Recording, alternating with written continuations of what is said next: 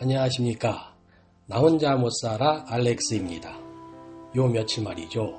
컴퓨터와 USB 저장 장치 내용이 날아가는 등 유튜브 제작을 계속 방해하고 있네요. 미안합니다. 자, 그럼 오늘 영상 시작합니다.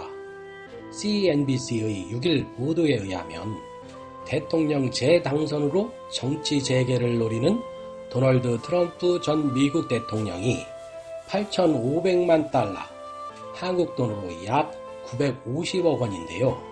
8,500만 달러에 이르는 정치 자금을 모았다고 합니다. 그러나 이런저런 용도로 이미 사용한 것과 합친다면 지난 2020년과 올 두어 달 동안 약 2억 달러를 모금하여 사용한 것으로 알려져 있습니다.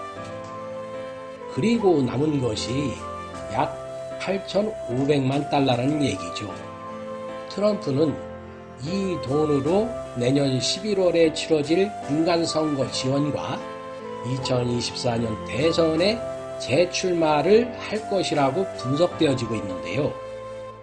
말하자면 소위 자신을 배신했다는 공화당 의원들이 낙선되도록 하겠다는 것이고, 또 하나는 그것을 성공적으로 마치게 되면 2024년에 미국 대선에 다시 한번 도전하겠다는 야심이 있는 것이죠.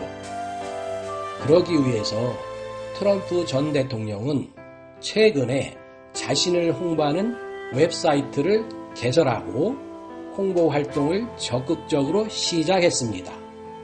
그러나 과연 말이죠.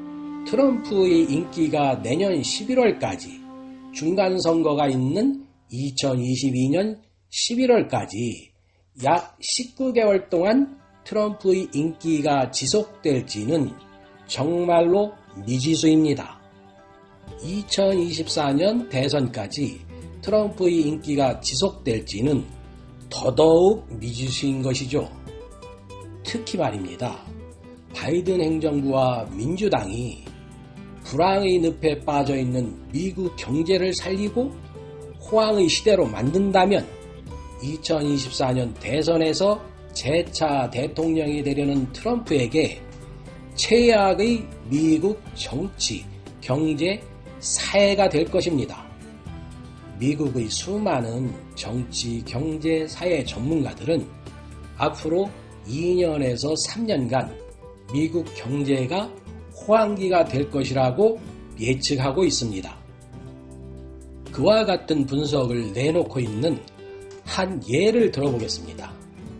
미국 최대 은행인 JP모건 체이스의 제이미 다이먼 최고 경영자는 7일 말이죠.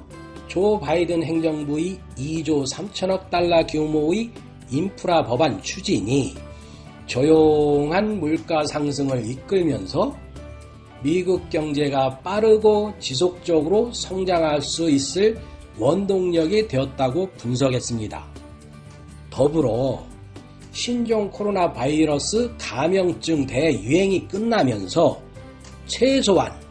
앞으로 최소한 2년간, 즉 2023년까지는 미 경제 호황이 이어질 것이라고 내다봤습니다.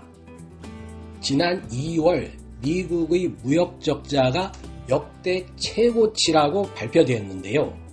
연방상무부는 지난 2월 상품 서비스 등 무역수지 적자가 711억 달러로 전월보다 4.8% 급승했으며 역대 최대폭의 적자를 기록했다고 발표했습니다.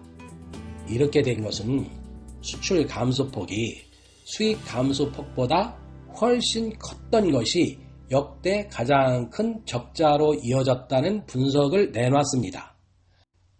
여러분이 궁금해하실 만한 대중국 무역 적자는 전월보다 31억 달러 증가한 303억 달러를 기록했습니다.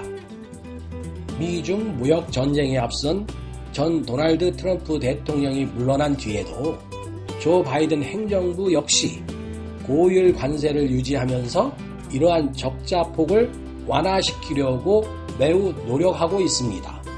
하지만 이것은 미국의 경제가 불황을 마감하고 호황을 위한 발걸음이 시작되었다는 분석도 나와 있습니다.